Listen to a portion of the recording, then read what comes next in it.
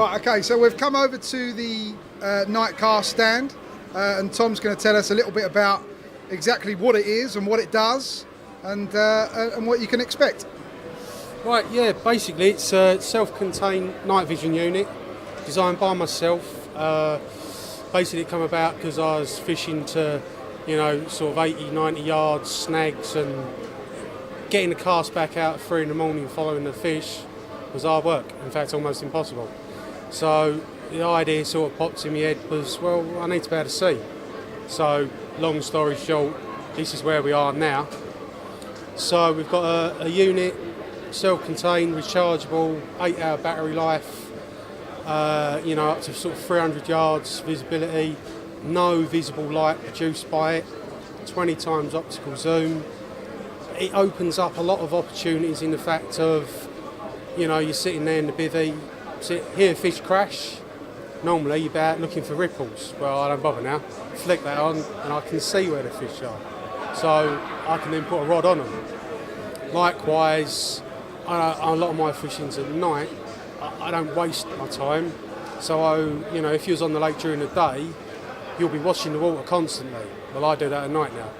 So I can watch fish top. I can see what's happening on a spot I'm fishing or on a spot I'm not fishing. And if so, accordingly move. It's great for casting.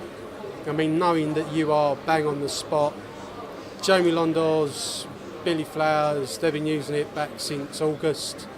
We've had a lot of interest already from Dave Levy's very keen. I know Simon Bond's quite keen, wants to have a look, get involved.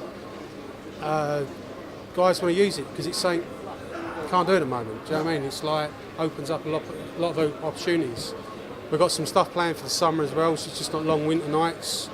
We're going to do a full night's floater fishing on the top at night. Do you know what I mean? It's one of them things that, people spend all afternoon getting them going. That sounds like a feature to me. Is it? We've got a few things up our sleeve yet. You think all afternoon getting them fish going, and then last sort of light you're staring out at, eye strain looking at a mixer, and then light goes, you're done, you're there putting your rods away, you still hear slurp, slurp, bosh, they're fighting over it. Well, what we're going to do is we're going to start feeding now before it gets dark, and then we're going to fish right through the night, as you would normally during the day off the top, but right through the night in the summer. We'll see what we do, because I think shouldn't be much bird life around as well, should there? Really, to bait out at night. Don't worry about seagulls. You know what I mean? It's so many things. I mean, I'll constantly trickle baiting at night now. It's like, it might sound silly, but I've got 4 or 5 different catapults for different ranges, and I know where they're going to go, so I can see where I'm going. I know what distance that's going. I can still put bait in effectively. Likewise, bait boat users. Bait boat, you're up against a reed bed, bright LEDs. You can't see that much. I mean, we've done stuff where you kill the lights on your boat, total darkness, 20 times zoom. You can then zoom in and see accurately what you're doing with that bait boat. 100 yards, 150 yards, it's still a bigger image than you can see with your eyes, and clearer, and certainly at night.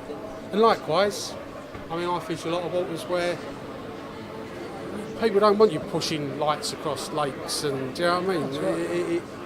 How can I put it? Someone asked me today, why do I need it? And my reply was, you don't. Saying you don't need a lot of things, but it was a solution to a problem I had, and I think it's a problem that a lot of people have, throughout carp fishing have. You can watch countless videos of top names saying, we spent all night listening to the fish chop. Countless. See, that's the thing for me, is obviously looking at the casting, and that's very good as well, but as you said, watching the water, so seeing where that fish crashes up or whatever, and then quickly having a look and seeing where that is, that is something you couldn't do before.